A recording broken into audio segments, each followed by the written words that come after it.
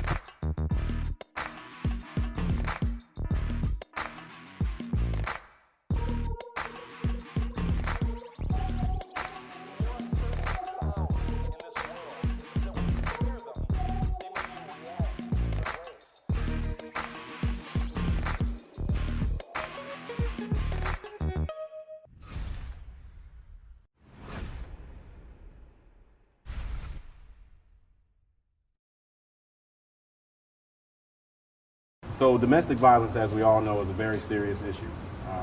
And SGA has addressed this issue. They've done a lot of things to raise awareness and to actually provide outlets for help.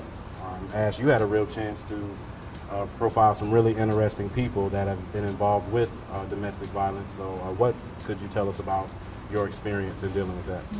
Well, this piece focuses on domestic violence, and what we have is two very courageous women who are sharing their stories and inspiring women as well as men who are in abusive relationships. It also highlights a dynamic performer. Her name is Wambui Bahati, and she came to Forsyth Tech and presented her one-woman play, I Am Domestic Violence.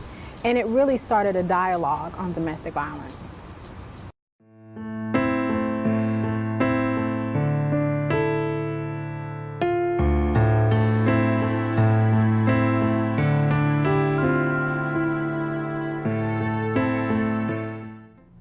I tried to stay away from home when I was in the relationship because it was not a good environment for me to be in. There was more verbal and mental abuse, but then the physical came normally after that. Statistics do show that 1 in 3 or 4 women suffer from domestic violence. But we also have men who are violated as well, 1 in 7. It's imperative as a college, a women's center, and as a community that we address this issue. The abuse started pretty much right after we got together. But I didn't think of it as abuse. I just, because we had just got together, I'm like, okay, I don't know what kind of person this is. Maybe he's just having a bad day. that kind of stuff. But then when it started going on every week, and then it went from every week to every other day, and then from every other day to every day. And by the time it got to every day, it was already 2-3 years later, you know. So it kind of snuck up on me. But it started from the very beginning. Pretty much the day before I got married was the first time my husband had shoved me. He is now my ex-husband, has been. I moved down here 7 years ago. I had to leave, and in the 7 years I went through bruises that was never to my face, always those that a lot of people wouldn't see. I've had a .45 put to my head in front of my kids. Everybody suffers from domestic violence. The individuals, families, children, even animals, even the pets suffer when domestic violence is around. So I think now, because of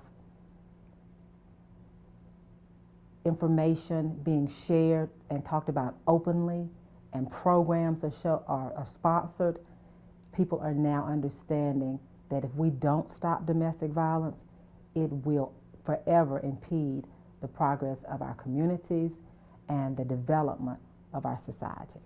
I am domestic violence. I'm a gun, a knife, a sharp object, a blunt object, a hand, a fist, a punch, a kick, a stomp, a yell, an insult, a put down. I am domestic violence. The first thing I want people to walk away with is just an awareness that domestic violence is a serious problem, and that it knows no economic, is everywhere. No matter what race, how old you are, how rich or poor you are, where you live, that we have, unfortunately, people hurting people that supposedly are people that they're supposed to care about.